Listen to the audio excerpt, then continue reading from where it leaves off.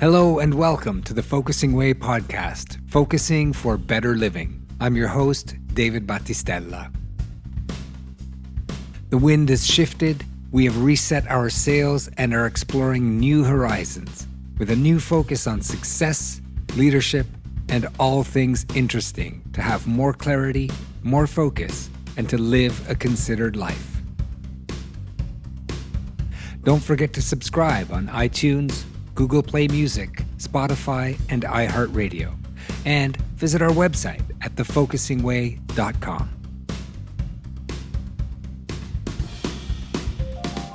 Have you ever considered how a lobster develops and grows? What is special about how a lobster develops? Not everyone uses their spare time to read books on the matter, but it's exactly what our guest, Joshua Dick, did in order to help grow a thriving worldwide business. The result is a book that guides readers along an interesting pathway to success. Growing Like a Lobster was motivated by Joshua's sincere desire to help others who seek to build extraordinary businesses. Through sharing his personal experiences and insights, Joshua offers a new way to confront challenges and simple approaches to building special and lasting organizations.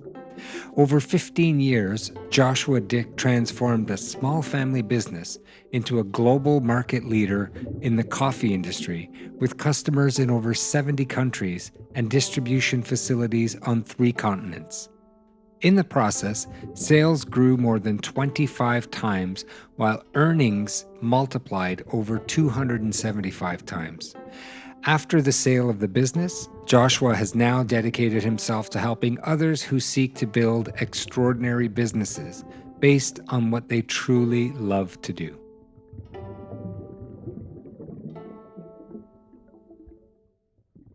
And joining me now, Joshua Dick, author of Grow Like a Lobster. Joshua, welcome to the Focusing Way podcast. David, it is a pleasure to be here. Thank you so much for having me. Yeah, I really enjoyed the book, and I really love the way it's laid out and the concepts because they're so easy to grasp. Can you just talk about what your approach was when you wanted to create a book? Like, it feels like a manual, like something you could pick up and go step by step. Like, what was your approach when you got into the idea of creating this book? Boy, you really got it. Yeah, when I wrote the book, I realized that I had a very, very successful business career that I was proud of. And I realized that somewhere along the way, there were all these things that I had learned running a business that I wish someone had told me when I was getting started. And the whole idea of writing the book was to put together what I call sort of my no-nonsense guidebook for how to get things done, at least the way I looked at it. Yeah, no, and it really does read that way, and it's so easy to come back and the way the chapters are structured to be able to come back and have things at the end of the chapter where you've recapped things, so it's easy to reference concepts very quickly and then recall what's been in that chapter. But the one thing that you talk about a lot in the book is the one thing and how important it is to narrow in on one thing in order to grow your business. So can you talk a little bit about that process you had to eliminate most of your product line and the decisions that you had to make to sort of begin to flourish in one area? Yeah, it's funny. In some ways, I think I benefited from a negative. And what I mean by that is that I entered a business that had been run by my family and had been started by my great-grandfather. And when I got there, it was a collection of 7 quite disparate product lines. And what I observed very quickly was that the energy that was required to properly and effectively manage these 7 different product lines led to, in all politeness, sort of mediocrity across all of them. And what I decided and what I saw from that experience was that maybe it makes sense to really focus your efforts on doing one thing really well and finding other places in your life or your financial investments to diversify. So I developed this idea that I just want to be really good at doing one thing in my business. And if I have to diversify myself, that's what the stock market's for, or that's what other places are for. But I'm going to dedicate my bandwidth and my focus to that one thing. You mentioned a really nice word in there, and that was energy. So what was your sense of like the energy wasn't focused in the business at the onset when you had first entered it? Yeah, it's a matter of the distractions that lead to, let's put it this way, a business or a small business or an entrepreneur or an organization or even a family. Sometimes we just have so much capacity, so much energy to dedicate to things beyond living and breathing and eating and loving and all of those things. And if we try to do too many things, we end up doing a lot of things just okay. So I believe there's a limit to the amount of energy that we might have. And I wanted to find a way to focus and dedicate my energy to great success, not just okay success, but what I call extraordinary. Wow. And so what was your definition of that? How did you define that at the onset? Defining things was very important to me from the beginning. And in the book, there's a whole chapter about what I see as the importance of articulating in writing your mission and values. I looked at it almost like the Constitution of the United States or of any particular government. So I really thought it was important to put down in paper what it meant to what our target was, what we were looking for, and then I set written standards of what I meant and expected in terms of what success would mean.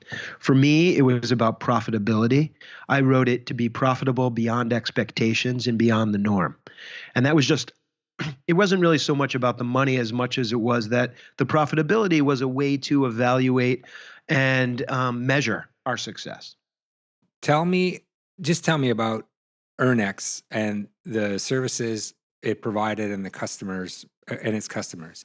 Sure, sure. So Earnex was a business that was focused, and we talk a lot about the importance of focusing on one thing, only on making cleaning products for coffee machines.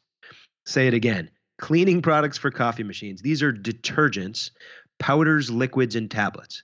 And what we identified as an organization, as a team, was that if you clean a coffee machine, whether it be commercial or household, it will make the coffee taste better. So we established as the underlying theme of our business the mission of helping our customers make better tasting coffee. And we were able to do that by delivering to them the right form and performance level of different chemical detergents that could help their equipment brew great tasting coffee. And the beauty of that was that we had a market that began just in the United States, selling only in pretty much the New York area, expanded to the US, but eventually expanded into over 70 countries around the world. Again, just selling cleaning products for coffee machines. So by the time the business was sold, it had grown from this small entity based in New York to a business that was operating on multiple continents with distribution centers in Holland and Hong Kong and customers, as I said, all around the world. For everyone from the likes of the type of business like a Starbucks and a Dunkin' Donuts to a Keurig and products even for use on the Nespresso capsule machines. Mm. So the full range of products. Wow. But you do also mention that you didn't build or create Earnex to be sold. So can you describe the process you created to be able to happily sell the business? Yeah, I think I'm blessed by that. I never set out with the mission of selling the business. And I often counsel entrepreneurs and business leaders to not run your business with the goal of selling it. I believe that I was running my business to build an organization that could exist without my presence or with a limited amount of my presence. And I did that because it was my dream to have the freedom and flexibility to run my business and profit from my business while also pursuing other habits and interests. And I called that the idea of creating my own dream job. And what ended up happening over the period of the 15 years that I ran the company was that I came to really love my job. I had found my dream job. It had given me the flexibility to live the lifestyle that I sought and to spend time with my family and to be places with my wife and experience things in the world. So that when the business got to a point where there were approaches of a sale or thoughts of a sale, I I felt like I controlled everything because I was only willing to give up my dream job if someone made it extremely interesting for me to go. And that gave me, as I said earlier, all the power in the world. I was able to pick and choose the partners with whom I wanted to sell, but they became my investors and great friends to this day Mm. because I always knew all along the way that it was no problem going back to my office, working with my incredibly talented team and enjoying the experiences and thrills of supplying these products to customers around the world and having the opportunity to visit them and interact with them and learn and enjoy the product of coffee. So the dream job really served me on so many different levels, from the everyday what I did at work to the freedom and control of the sale process. The book's called Grow Like a Lobster. And in the book, you speak a lot about the molt and the lobster molting process. So I'll just ask you to describe for me and our listeners the molt when it comes Yeah. to business and how that became a powerful metaphor and a tool to build your business success. Yeah, so it was a couple of years after I got involved with running the business that I read, just for pleasure reading, the story, a book called The Secret Life of Lobsters by a guy named Trevor Corson. It was just a very interesting book about the lifestyle cycle of a lobster. And I was struck by the description of the very, very traumatic experience a lobster goes through every time it wants to grow. Every time a lobster has to grow or wants to grow, it has to rip its entire fleshy body out from inside of its hard protective shell in order to allow itself to expand enough to fill the next shell. And as I was reading that passage about this just awfully vulnerable, fleshy mess of a creature lying on the bed of the ocean floor, hoping that its new shell would grow and harden before some creature devoured it. I'm reading this book and saying, "Oh my God, that's me. That's what I'm feeling. That's what it feels like to run a business, so vulnerable, as if I'd just molted." And quickly thereafter, I took to using that metaphor with my team and the organization because I had this realization that lobsters know, in whatever their limited mental capacity is, that there are going to be times where they're going to have to molt if they want to keep living and they want to keep growing. And as businesses, we always want to keep living and keep growing. And I started to talk to my team about, hey guys, things are going great right now. But just never forget that the molt is coming. And we took to that as sort of our rallying cry to use the times in the business when we could have just sort of sat back and enjoyed it, to think about the preparations we needed to make for the future when we were certain to have that inevitable experience of vulnerability that I called the molt. And that meant doing things like anticipating what new hires we might need, thinking about inventory levels, thinking forward ahead about how climatic issues and weather issues might affect our distribution, and planning and preparing all along the way. And somewhere along the way, the lobster became this thing that just made it easier to talk about and visualize the fact that good times are very often followed by difficult ones. And the difficult ones become a little bit easier to handle if we expect them. And that's really where it came from. Mm. Yeah, no. And I mean, just as you were saying that, I was thinking about like a normal course is like, the importance of setting goals and benchmarks to measure the success of your business, and in terms of staying focused and on point. And how did you use those tools combined with like understanding that, the molt is going to happen? And then how did you start to sort of be able to sort of see molting as a kind of a trend? Like, things, you probably saw a few over the course of growing Ernex. Yeah, I think that there were times when I went through growth where I felt like I was a constant molt. I knew that the business was going up, but it was hard work and stressful and, tiring and exhausting. So I think for me, the molt is about planning and preparing. Mm. And the molt is just about that simple reminder that it's not always going to be good, and hopefully it's not always going to be bad. And if we as an organization were able to come to that collective understanding that we have stuff to prepare for, and we can't just expect everything to be terrific forever. um we can be better, and that takes a lot of discipline and a lot of restraint. And it goes back to that thing I said earlier about the idea of knowing when to say no. Sometimes you have to sort of say, you know what, do we have enough energy right now to take on that new product line, or to hire that new person, or to invest in that new facility? um yeah, things feel great right now, but is it right? When's the next molt coming? And can we use that to decide? And on the flip side, boy, if we don't do something right now and we keep growing at this rate, we're going to be in real trouble if we don't hire that person, or make that investment, or find that new facility. So it's that constant. In the book, I use this I like metaphors, I guess. Yeah. This idea of driving a car with one foot on the gas and one foot on the brake at the same time. I know you can't do that in real life, but that was sort of my idea of, like, let's just take it easy. Let's not try to grow too fast. Let's grow at a consistent, controlled pace. And hopefully that'll serve the business well, and that'll serve our energy consumption well, and it'll keep us from being burdened and overwhelmed as an organization and as a team, and that we have enough bandwidth and resources to do what needs to be done now, to keep moving ourselves forward. That's amazing. And when a lot of what I hear and what you're saying in the writing is like, it doesn't feel like something you kind of did alone, and you don't come across to me as a person that's like, I did this myself. Can you talk about the kind of mentoring you sought out along the way, and the small steps you were taking to fill out, to grow, grow this giant business?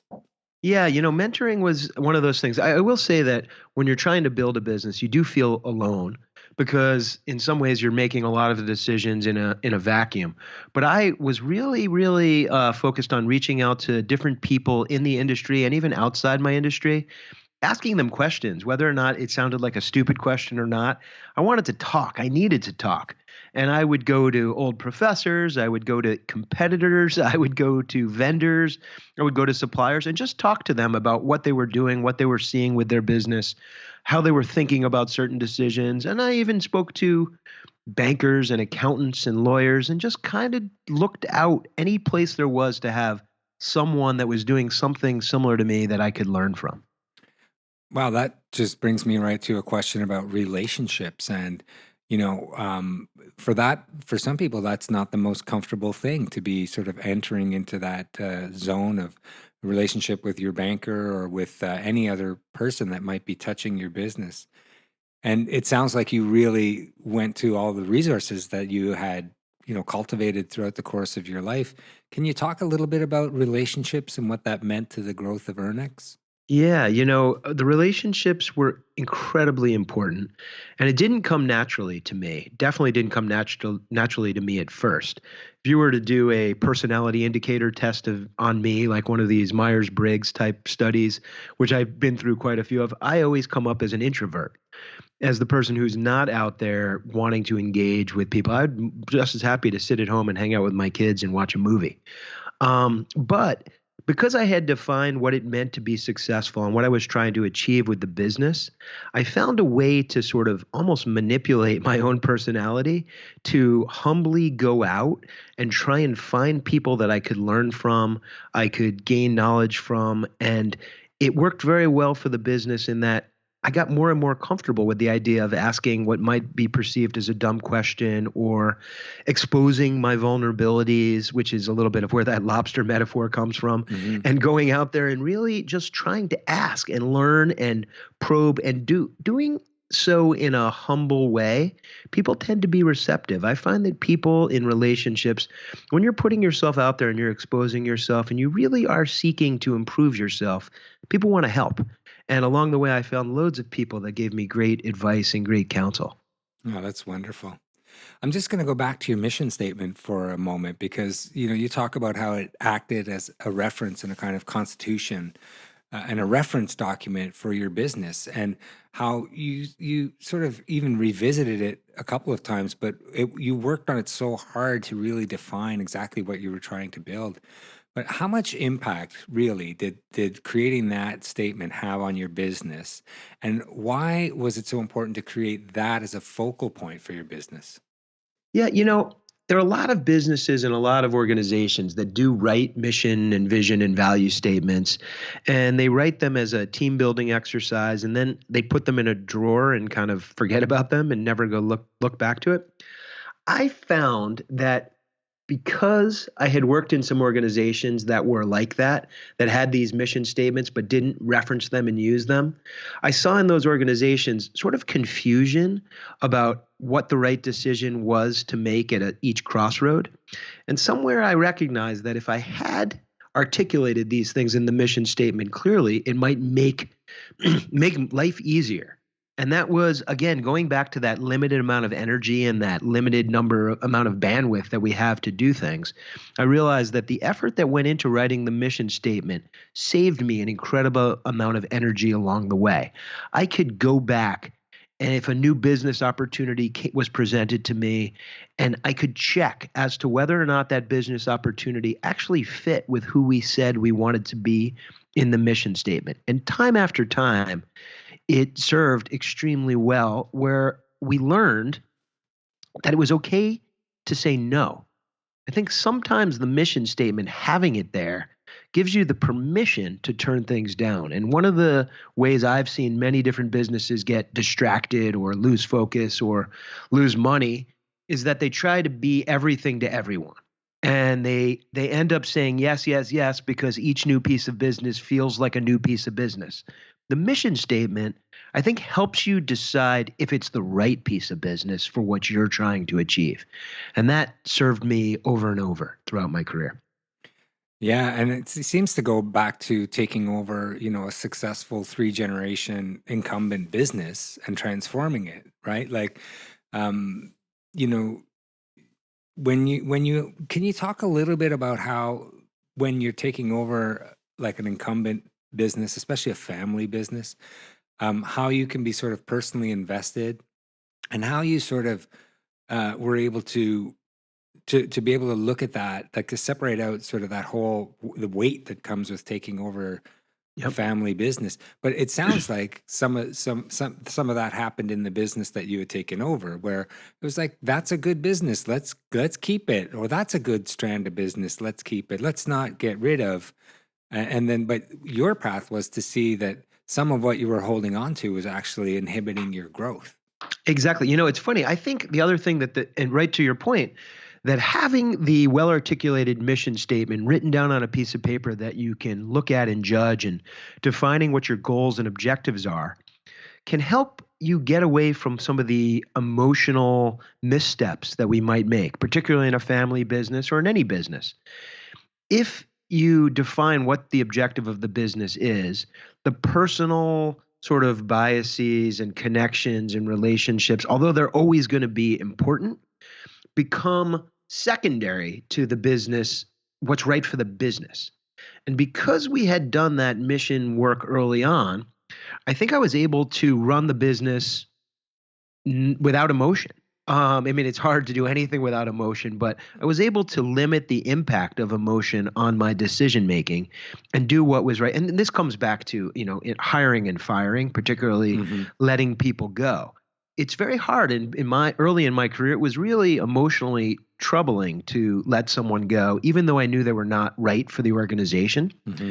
Somewhere along the way, I started to develop this idea that if this business is truly going to achieve the objectives that we have articulated and defined, it's okay to let some people go. And it became less painful to me and more about what I was doing for the benefit of the business. And I learned along the way that a lot of times those decisions that were hard to let someone go from an organization, it was probably better for the employee who was terminated as well, because they weren't happy there. They weren't performing, and they knew it. So I think all of it comes back together. How do you separate, particularly in a family business, but in any business, the things that are right for the business from the things that emotionally trouble you or challenge you? It's amazing. Just as a reminder to our listeners, we're listening to Joshua Dick, author of Grow Like a Lobster. Um, What I wanted to get into here, just is going back to relationships for a moment, and the kind of mentoring relationships and your fearlessness, really, to put yourself out there and ask questions to whoever you needed to take your business in the direction you wanted it to go. But what kind of qualities did that help you bring to your leadership and how you led the business? Yeah, I think I developed an attitude of trying to mentor the people within my organization, because I was getting benefits from conversations I was having with people outside. And I realized that if I could help and develop my team, it was going to be good for them, but it was also going to be good for the organization. And really took it upon myself to hire smart, ambitious people of all different levels of experience. Some had very little business experience, others had more. But what I tried to do, from my experiences, I think, of mentors pushing me along the way, was give them a chance to fail. I talked in the book a lot about the idea of being given a chance to make a mistake. And that really means that the organization puts enough trust and confidence in an individual to put them in a situation where you're not certain that they're going to hit it out of the park, to use the American baseball Hmm. reference, but you give them enough room to go prove themselves. And if you give someone a chance to make a mistake, they don't really make so many mistakes. And if they do make a mistake, they rarely make the same mistake twice. And that is part of the human developmental process that I happen to feel like I worked really hard to give to my team and employees. And because I put people in situations that were of a higher level of responsibility than they might have gotten in another organization, I think they paid me back and they paid the business back by contributing at a much higher level than they might ever have achieved in a more limited role. Yeah.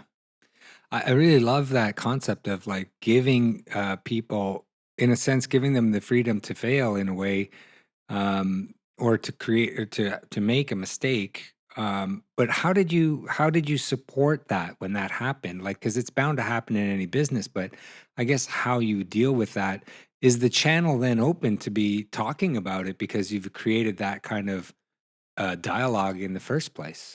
In terms of the idea or the opportunity to fail. When something would go wrong, was the level of communication still very high? Did it create a kind of relationship between you and the employee where, in that event that happened, it was something that was on the table right away, I guess, is what how maybe I Yeah, I think it took a little time. I think people had to step into the situation.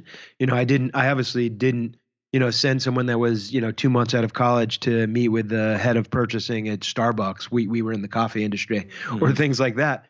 But I did put them in situations. Sometimes we would identify situations, in a small, fast growing business.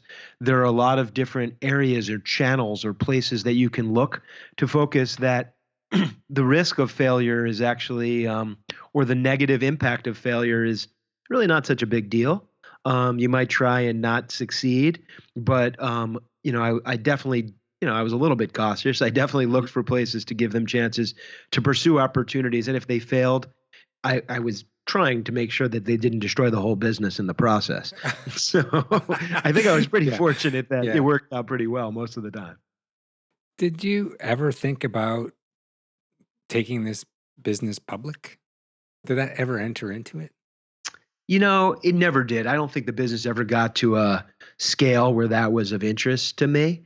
Um, the path that I took was a sale to a private equity firm. I did have serious conversations with a several very, very large publicly traded companies about the business. Again, my experience and my knowledge of public companies is that with being a public company comes a lot of regulatory and reporting requirements, which to me almost feel like one more distraction, one more of those things that can consume your energy. So I was perfectly happy running a private entity, running it sort of under the radar and not having to worry about those outside influences, because I wanted all of my energy and all of the energy of my team focused on making the business great and building a great business. And if eventually it goes public, I mean, since I've exited the business, it has merged with a company, it has acquired other businesses.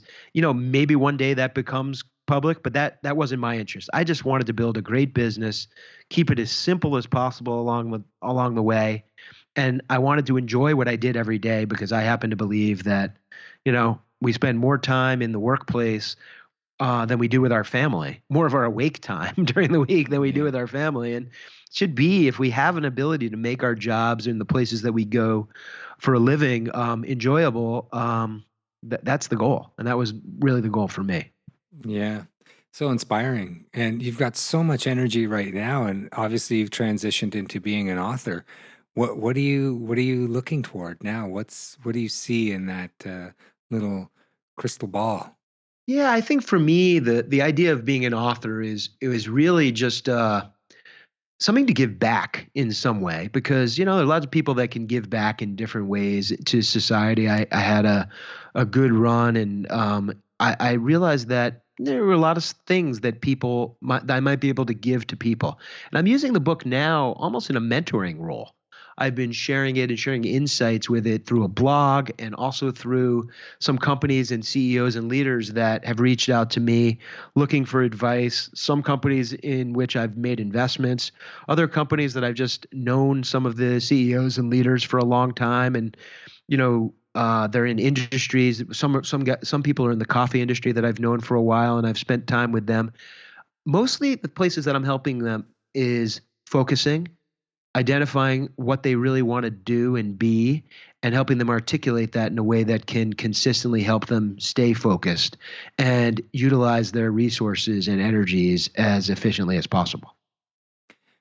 So Joshua, just maybe share where we can get the book or where we can get more information. Absolutely. So the book is available all around the world on any local Amazon um, account. But there's more information about it on two places. One website is www.joshua-dick.com, or joshua-dick.com. And that'll tell you a little bit about me. And it's also a place that you can subscribe to a blog that I write periodically, little tips and ideas about how to build a business or an organization. And there's also a website dedicated to the book at growlikealobster.com. So thanks a lot. And through both of those pages, there's ways to contact me by subscribing or asking questions through the websites. Joshua, I have to just thank you for bringing so much energy, insight, wisdom, intelligence to this call, and to our viewers, or our listeners, Uh, and to our listeners. But is there anything I left out? Is there anything you want to share that I maybe didn't touch on? No, I mean, I think, first of all, I just want to say thank you so much. It's been a pleasure, and it's fun just chatting with you and sharing these stories. It gives me a chance to reflect. I think the key piece of advice for me, to people that are looking to build businesses or organizations, is just to do it in a way that you're having fun. Stay focused on doing things, and don't let yourself get distracted. I think all those three things together play very well. And I see too many places where people forget that there's only so much in us. And if we try and dedicate on one thing really well, it makes it a lot more successful. Yeah, that's really the big point.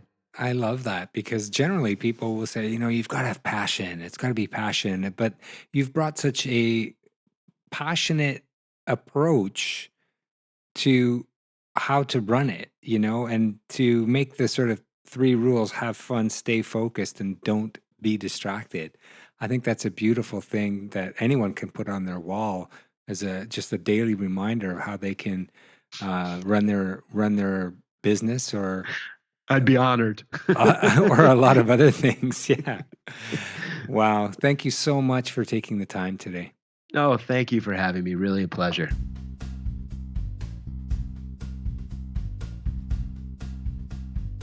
Don't forget to subscribe on iTunes, Google Play Music, Spotify, and iHeart Radio. And visit our website at thefocusingway.com.